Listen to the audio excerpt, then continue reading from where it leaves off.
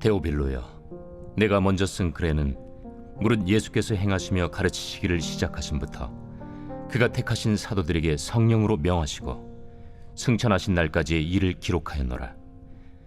그가 고난받으신 후에 또한 그들에게 확실한 많은 증거로 친히 살아계심을 나타내사 40일 동안 그들에게 보이시며 하나님 나라의 일을 말씀하시니라. 기도하고 말씀 나누겠습니다. 아버지 하나님,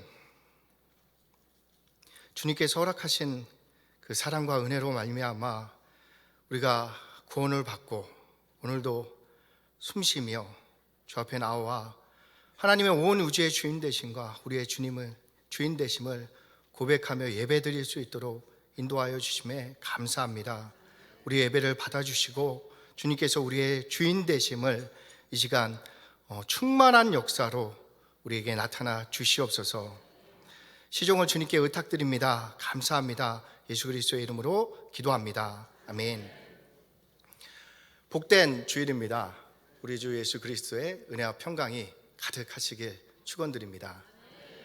지난주 사도행전이 복음서 뒤에 위치함으로 복음을 얻은 성도들에게 사도들과 같이 성령을 쫓아서 복음을 행하는 삶을, 복음의 빛을 비추는 삶을 살아야 한다고 말씀을 전해드렸습니다. 이 부분을 조금씩 정리해 나가면서 오늘 전하고자 하는 내용으로 이어서 말씀을 전하겠습니다. 예수님께서 그러니까 복음을 행한다는 것은요, 복음을 삶으로 실천해서 우리의 현장에 있는 이웃들에게 빛을 비춘다라는 것으로 이해할 수 있습니다. 예수님께서 이 땅에서 살아가실 때에 죄인과 세리의 친구들로 불렸던 것처럼 우리도 현장에서 조금은 힘들어하고 어려운 일들로 아파하는 사람들의 곁으로 가서 그들의 친구가 되어주어 그들에게 그리스도의 구원과 능력과 소망을 말하는 것이 우리가 이 땅에서 복음을 행하는 삶이다 라고 말씀드리는 것입니다. 적용해서 예를 들어 드리면 우리 주변에 현장에 적응하지 못하고 개인의 어려움으로 힘들어하는 분들이 있을 수 있습니다. 그분들에게 친절과 도움을 전하는 것입니다. 우리에게 용기가 일어나지 않는다면 마음으로 그들을 위해서 아버지 하나님께 기도드릴 수도 있을 것입니다. 이렇게 기도할 때에 성령께서 우리에게 감동을 주셔서 그들에게 찾아갈 용기가 난다면 그들에게 찾아가서 그리스도의 사랑을, 위로를 전하는 것입니다. 조금 더 신앙에 힘이 있는 분들은 그들에게 찾아가서 그들의 어려움, 속상함을 곁에서 들어주시고 그 들은 내용들을 기도 제목으로 바꾸어서 하나님께 기도하실 때에 하나님께서 우리에게 주시는 감동이 그때 우리에게 주어진다면 작은 물질이나 선물로 그들에게 우리의 위로를 표현하는 것입니다. 이것이 우리가 이 땅 가운데서 복음을 행하는 삶, 복음을 삶으로 나누는 삶이다 말씀드릴 수 있습니다. 그때 주님께서 우리를 기뻐하시고 세상을 향해 우리가 주님의 사람임을 복주어서 증거해 주실 것입니다. 하지만 이러한 일을 행할 때에 우리의 열심으로만 해서는 안 될 것입니다. 그러면 결국 부담이 돼서 행하는 일이 막히게 되기 때문입니다. 복음을 비추는 일은 우리 안에 성령의 은혜와 기쁨이 가득해서 흘러 넘쳐서 이웃에게 증거되는 방법으로 되어져야 할 것입니다. 마치 영화를 보면 그 영화에 재밌는 영화가 우리 안에 가득 차서 즐거워서 그 영화를 우리 주변에 있는 사람들에게 추천하는 것과 같은 이치일 것입니다. 그래서 주님이 성령을 받으라, 성령 충만을 받으라 말씀하셨습니다. 그래서 사도들도 주님의 말씀을 쫓아서 성령의 감동으로 이 땅 가운데서 복음을 행하는 삶, 비추는 삶을 살아가게 되었습니다. 에베소서 5장 17절에서 21절 말씀을 함께 읽겠습니다. 그러므로 어리석은 자가 되지 말고 오직 주의 뜻이 무엇인가 이해하라.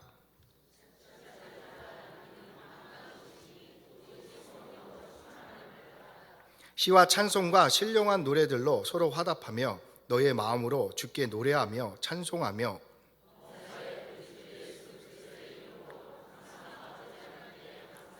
함께 읽겠습니다.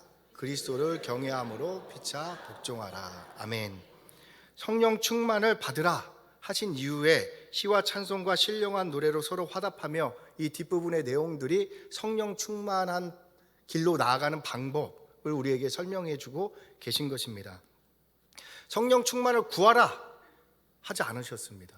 성령 충만을 받으라 말씀하십니다. 왜냐하면 성령 충만을 우리에게 주시고 싶어 하시고 주셨기 때문입니다. 그러니 성령 충만을 위해 기도하시고 주님께서 주시는 은혜를 서로 나누고 찬양하는 것, 즉 이 예배를 드리는 것이죠. 십자가의 은혜를 기억하여 주님이 못 박히신 그 십자가 앞으로 찾아가서 나를 위해 못 박혀 있는 주님의 그 발 아래 무릎을 꿇고 주님이 내 주 되심을 감당할 수 없사오나 오늘도 그 한량없는 은혜로 인해서 아버지 하나님께 감사드립니다 라고 고백을 드리며 나아가는 것입니다. 이렇게 우리가 주님의 복음 앞에 다시 서면 그 복음의 은혜와 감격이 우리 안에 가득 차게 되어서 전하고 싶은 열망과 기쁨에 사로잡히게 되어 복음을 증거할 수 있게 되어진다 말씀드리는 것입니다. 지난주에는 예수님이 행하시고 가르치시고 택하셨다라는 말씀을 나누었습니다. 오늘은 성령으로 명하시고 또 기록하시고 또 사도행전의 저자가 누가가 이제 첫 번째 수신자에게 보내는 수신자가 이제 데오빌로죠. 데오빌로에 대해서 말씀을 나누겠습니다. 먼저는 예수님이 택하신 사도들에게 성령으로 명하셨다라고 말씀을 하십니다. 성령으로 명하셨다. 약간 어색하잖아요. 그래서 우리에게 익숙하게 좀 바꾸어서 말씀드리면 성령을 통해서 명하셨다. 성령을 의지해서 명하셨다. 이렇게 번역할 수 있을 것입니다. 성령 강림 주일 절이죠. 성령을 의지하는 삶에 대해서 좀 살펴보고 싶습니다. 먼저 성령 강림은 오순절에 일어난 사건입니다. 예수님께서 승천하시면서 제자들에게 말씀을 주셨습니다. 아무것도 하지 말고 하나님께서 아버지께서 약속하신 성령이 임할 때까지 오로지 기도하라 라고 말씀을 하신 것입니다. 그래서 제자들이 오로지 10일 동안 기도했더니 오순절 날에 120 성도들에게 성령이 강림한 사건을 기념하는 일이 성령 강림 주일입니다. 즉 성령이 아니고서는 이 땅에서 주의 자녀다운 삶을 살 수 없기에 기억하고 성령을 의지하는 삶을 살아라 라고 기념하고 기억하기 위해서 우리에게 성령 강림절 주일을 지키고 있습니다. 주님의 공생애를 보면 철저히 성령께 의지해서 사역을 했던 모습을 발견합니다. 예수님께서는 이 땅에 오셔서 세례를 받으실 때 성령님이 비둘기같이 임하심으로 말미암아 이 땅 가운데 그리스도로 드러나게 되셨습니다. 그리고 예수님은 성령에 이끌려서 광야로 나아가서 사단에게 시험을 받으십니다. 예수님께서는 그 시험 가운데 사단의 미혹을 성령의 인도를 쫓아서 이기시고 그 이기신 후부터 예수님께서 이 땅 가운데서 그리스도의 사역을 감당하게 되셨습니다. 이와 같이 우리도 성령의 감동을 쫓아서 사단의 미혹을 이길 때에 우리가 현장 가운데서 빛과 소금의 역할을 감당하게 되어지는 것입니다. 성도들에게 마귀에 대한 오해가 있습니다. 마귀는 지금도 우리를 미혹하죠. 그래서 우는 사자처럼 산길자로 두루 찾고 다닌다 하니까 이제 좀 겁이 나고 두렵게 되는 것입니다. 이 부분에 대한 정리가 필요합니다. 물론 마귀는 강하고 우리가 싸워서 이길 수 있는 상대는 아닙니다. 죄인된 우리는 마귀 아래에서 망할 수밖에 없는 존재였습니다. 지금도 마귀는 사주팔자의 운명을 통해서 사람들을 자기의 손아귀에 쥐고 벗어나지 못하도록 두려움을 일으키고 있습니다. 우리 역시 이전에는 그 마귀의 역사 아래에서 행했던 자들이다. 에베소서 2장을 통해서 우리에게 말씀하고 계십니다. 하지만 이러한 우리를 불쌍히 여기사 주님이 십자가를 통해 우리의 죄와 저주와 사망을 대속해 주심으로 마귀가 우리에게 주장하는 권세를 꺾어 주신 것입니다. 이제 우리가 마귀 우리는 마귀가 주장하는 죄와 사망의 법에서 해방되어서 성령님의 인도를 받을 수 있는 생명의 성령의 법으로 살아갈 수 있게 되었다라고 말씀하십니다. 에베소서 2장을 좀 살펴보겠습니다. 한 절 한 절 교독하겠습니다. 전에는 우리도 다 그 가운데서 우리 육체의 욕심을 따라 지내며 육체와 마음에 원하는 것을 하여 다른 이들과 같이 본질상 진노의 자녀이었더니 긍휼이 풍성하신 하나님이 우리를 사랑하신 그 큰 사랑을 인하여 허물로 죽은 우리를 그리스도와 함께 살리셨고 너희는 은혜로 구원을 받은 것이라. 또 함께 일으키사 그리스도 예수 안에서 함께 하늘에 앉히시니 이는 그리스도 예수 안에서 우리에게 자비하심으로써 그 은혜의 지극히 풍성함을 오는 여러 세대에 나타내려 함이라. 너희는 그 은혜에 의하여 믿음으로 말미암아 구원을 받았으니 이것은 너희에게서 난 것이 아니요 하나님의 선물이라. 함께 읽겠습니다. 행위에서 난 난 것이 것이 아니니 이는 누구든지 자랑하지 못하게 함이라. 아멘. 전에는 우리도 다 마귀 아래서 우리의 육체의 욕심을 따라 지내며 육체와 마음이 원하는 것을 하여 다른 이들과 같이 본질상 진노의 자녀였다고 말씀하고 있습니다. 이제는 긍휼이 풍성하신 하나님이 우리를 사랑하신 그 큰 사랑으로 허물로 죽은 우리를 그리스도와 함께 살리시고 또 함께 일으키셨고 그리스도 안에서 함께 하늘에 앉히셨다 말씀하고 있습니다. 함께를 3번이나 반복해서 사용하고 계십니다. 즉 이제 우리는 그리스도 안에서 하늘에 속한 자가 되었다라는 말씀입니다. 우리에게 특별한 것이 없는데 왜 이러한 은혜를 우리에게 부어주십니까? 주님이 우리를 사랑한다 말씀하시는 것입니다. 주님은 멸시와 천대와 조롱을 받으심으로 우리를 사랑한다 말씀하십니다. 주님은 온몸을 채찍에 맞아 피투성이가 됨으로 우리에게 사랑한다 말씀하십니다. 주님은 자신을 십자가에 달아 물과 피를 다 쏟으심으로 우리에게 사랑한다 라고 말씀하십니다. 이 진리가 믿어진다면 그 은혜가 하나님의 선물이다 라고 말씀하십니다. 우리는 이 하나님의 선물을 누리고 자랑하는 신앙생활을 해야 합니다. 이 귀한 일을 마귀에게 미혹받음으로 빼앗기는 일이 없도록 주의하시기 바랍니다. 이처럼 성도가 마귀의 미혹을 이기고 즉 우리의 염려, 걱정케 하는 것을 떨쳐버리고 오직 성령의 감동을 쫓아 복음으로 살아갈 때에 바꿔 말씀드리면 말씀을 믿고 기대하며 도전하는 삶을 살 때 현장의 빛과 소금이 되도록 성령께서 우리에게 역사해 주신다 말씀하시는 것입니다. 그래서 예수님이 우리에게 성령님을 소개하고 계십니다. 요한복음 16장입니다. 진리의 성령이 오시면 그가 너희를 모든 진리 가운데로 인도하시리니 그가 스스로 말하지 않고 오직 들은 것을 말하며 장래 일을 너희에게 알리시리라. 성령님은 자의로 말씀하지 않고 아버지께 들은 내용을 말씀하신다라고 말씀하십니다. 그렇다면 성령을 의지해서 행했던 예수님의 모든 말씀과 사역 역시도 아버지의 말씀을 듣고 전한 것이라고 이해할 수 있습니다. 또 14장, 요한복음 14장을 통해서 말씀하십니다.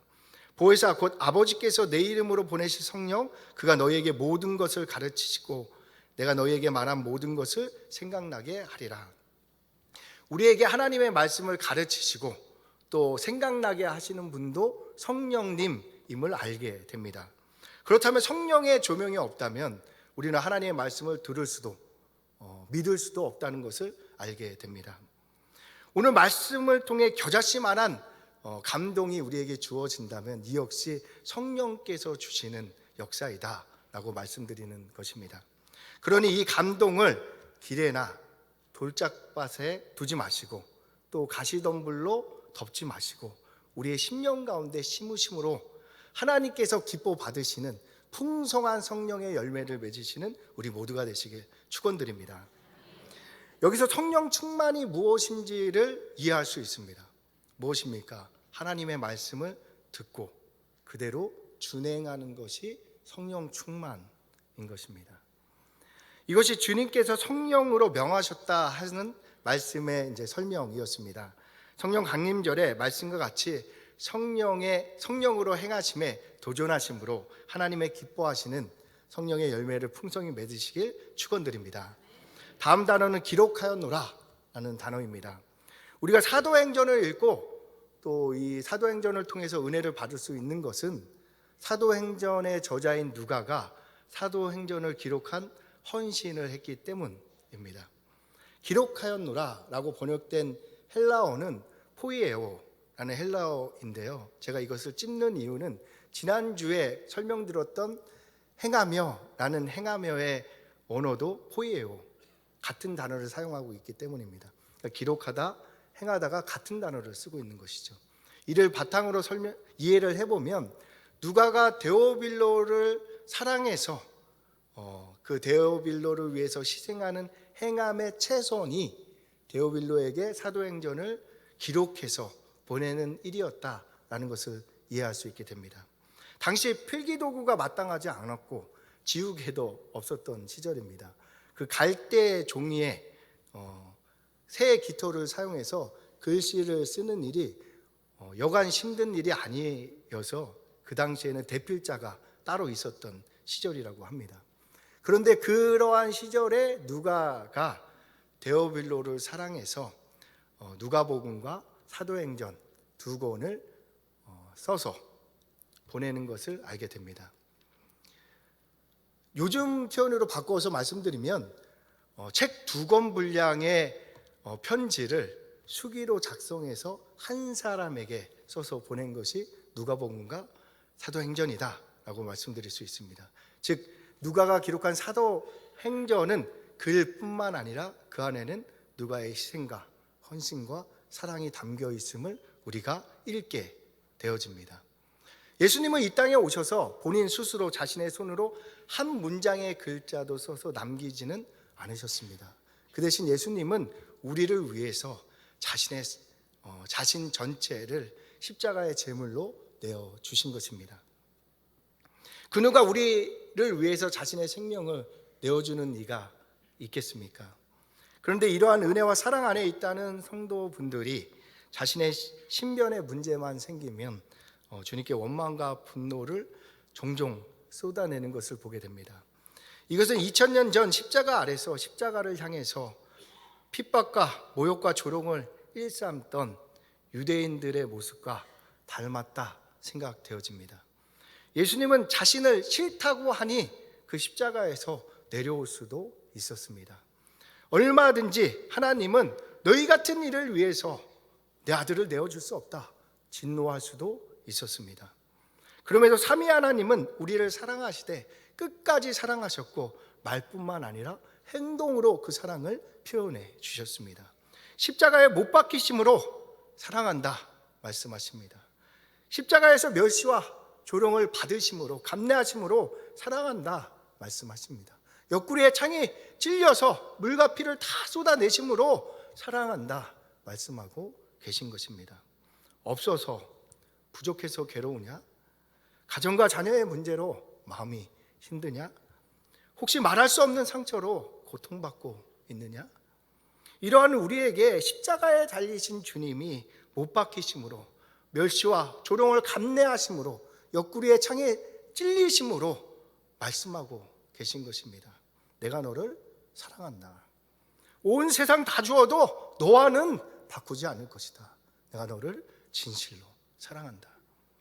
지금도 주님은 세상을 동경하며 세상 것이 없어서 서러운 우리의 마음을 피 묻은 손으로 두드리면서 그 주저앉은 자리에서 일어나 나와 함께 가자라고 말씀하고 계신 것입니다. 주님은 이 세상 그 어떤 기록도 남기지 않았지만 이러한 주님의 사랑은 십자가의 희생과 헌신으로 우리 안에 새겨져서 지금도 우리를 변화시키고 있는 것입니다. 이처럼 그리스도인은 자신의 이력서를 주님을 쫓아서 문자가 아닌 삶으로 기록해 나아가는 사람들입니다. 주님이 우리를 부르시는 날에 우리는 글자로 기록된 이력서가 아닌 우리의 삶으로 새겨진 이력서를 들고 주님 앞에 서게 될 것입니다.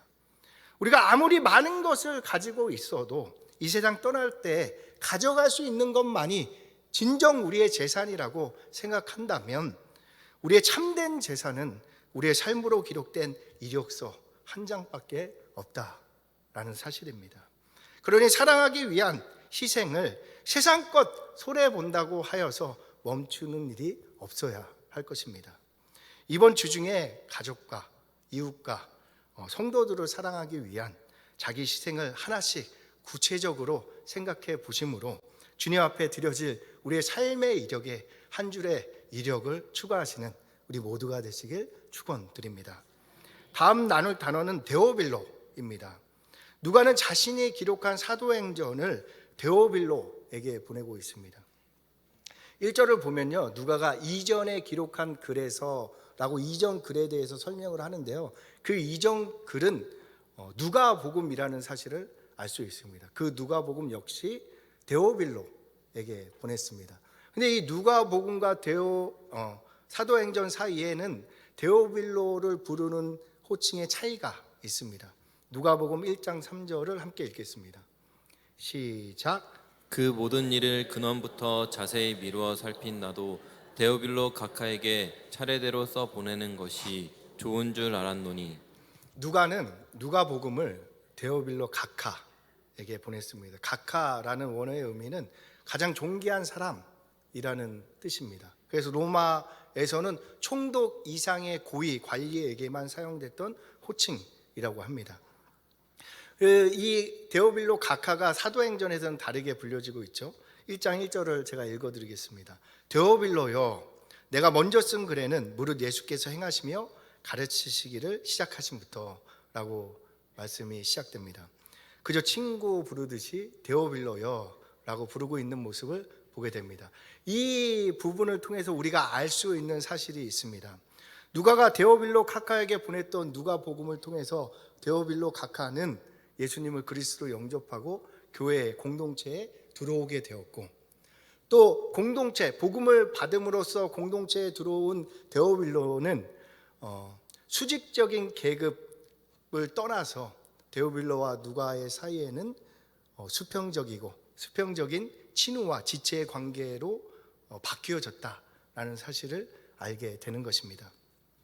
또 데오빌로라는 이름은 데오스, 하나님을 뜻하는 데오스와 사랑, 친구를 뜻하는 필로스의 합성어입니다. 이것을 이제 저희에게 번역 풀어서 설명드리면 하나님의 사랑을 입은 사람이나 하나님의 친구라고 번역할 수 있습니다. 데오빌로요, 하나님의 사람이요, 하나님의 사랑을 받은 사람이요, 하나님의 친구요, 이렇게 부를 수도 있는 것이죠. 데오빌로가 그래서 진짜 이름인지 아니면 로마 관리 중에 변화를 받은 어떤 관리를 칭하는 애칭인지 잘 모르겠습니다. 하지만 이 이름을 통해서 우리가 알 수 있는 사실이 있을 것입니다. 성도가 하나님의 친구로 불려지고 있다라는 사실입니다. 우리가 어떻게 하나님의 친구로 불려질 수 있겠습니까? 근데 하나님이 자신의 위치에서 내려오셔서 우리의 친구가 되어 주셨기 때문에 우리가 하나님의 친구라 불려질 수 있는 것입니다. 하나님께서 이렇게 하셨다면 교회도 수직적인 인간관계를 극복해 나아가야 할 것입니다. 한국인의 의식에 깊게 새겨져 있는 수직적 인간관계는 한국 교회에 그대로 답습되어져 있습니다.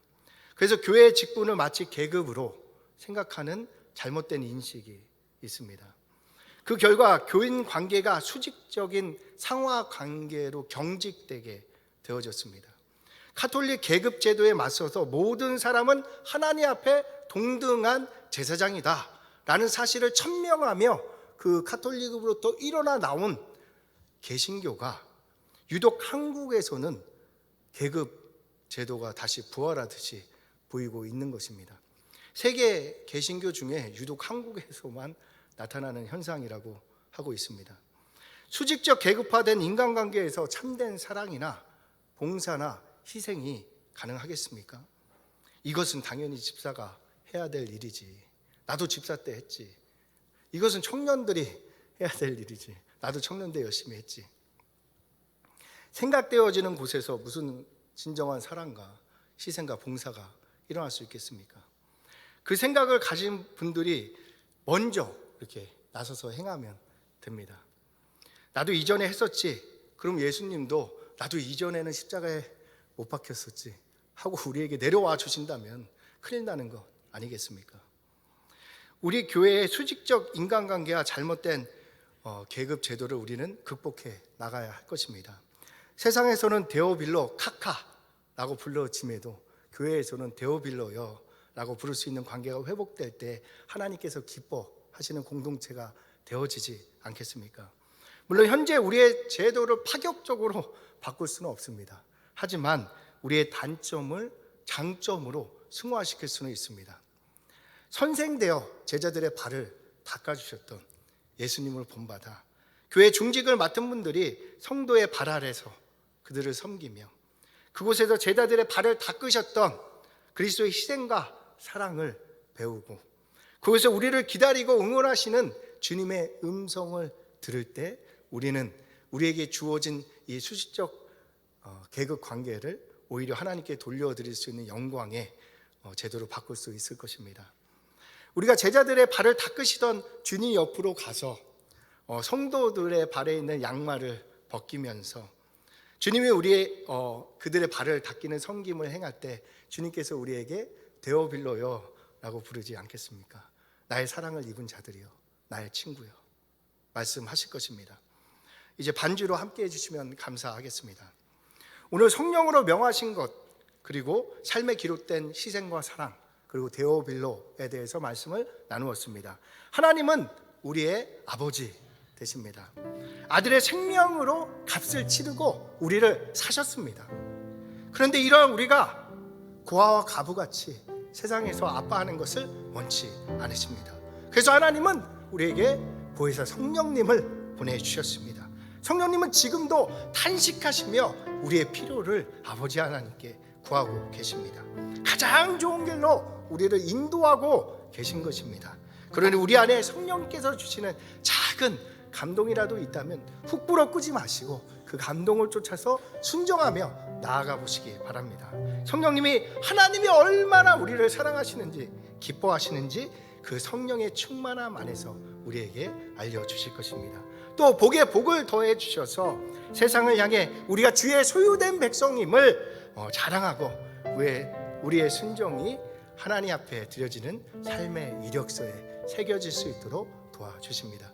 이렇게 성령님을 바라고 기대하는 간절한 마음으로 우리 함께 찬양 드리겠습니다. 오소서 진리의 성령님. 오소서 진리의 성령님 이 땅 흔들며 임하소서 거짓과 탐욕 죄악에 무너진 우리 가슴 정케 하소서 오소서 은혜의 성령님 하늘 나르고 임하소서 거룩한 불꽃 하늘로서 임하사 타오르게 하소서 주 영광 위에 부흥의 불길 타오르게 하소서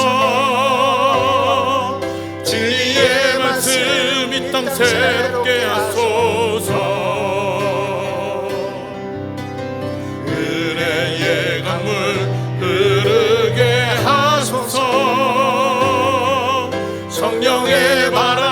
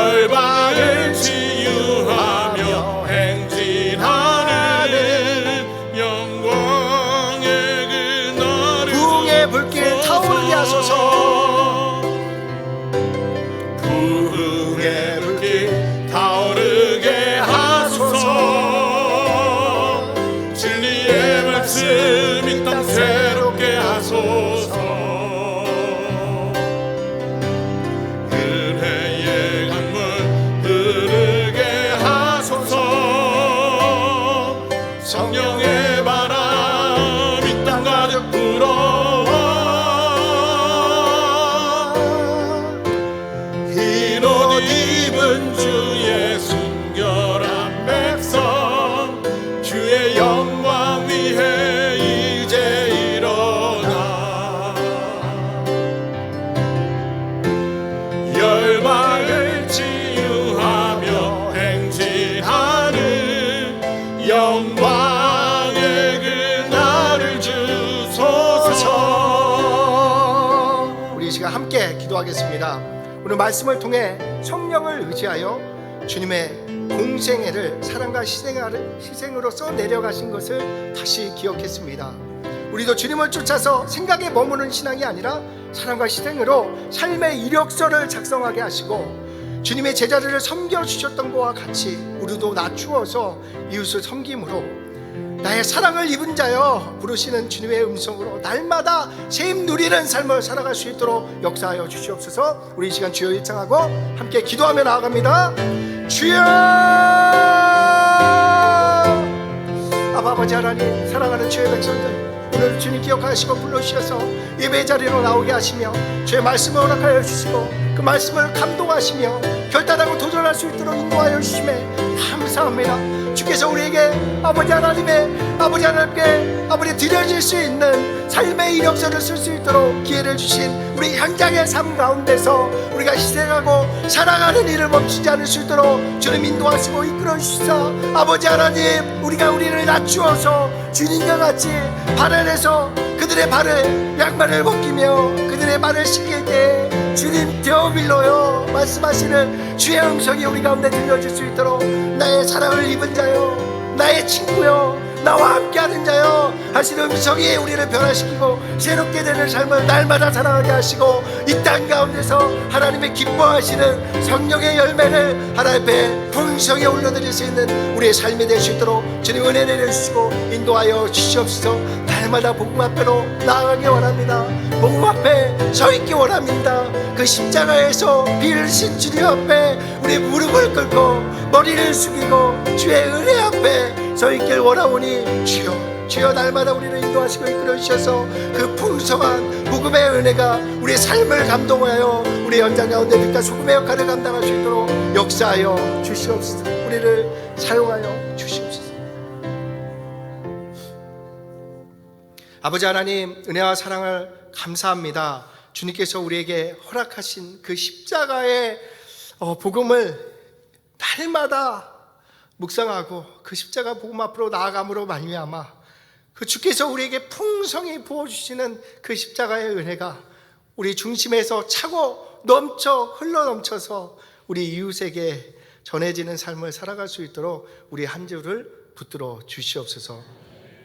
이제는 우리를 십자가에서 피 흘려 죄와 저주와 사망으로부터 구원해 주신 우리 주 예수 그리스도의 은혜와 그 아들을 우리를 위해 내어주신 아버지 하나님의 크신 사랑하심과 지금도 우리와 함께 하셔서 탄식하며 기도해 주시고 도와주시고 인도해 주시는 성령님의 내주 감동 감화 충만 역사하심이 성령을 의지하여 사랑과 희생의 이력서를 삶으로 작성하고 자신을 낮추어 이웃을 섬기기로 결단하는 모든 영혼들과 그들의 권속들과 이 교회 위에 영원토록 함께 있을지어다.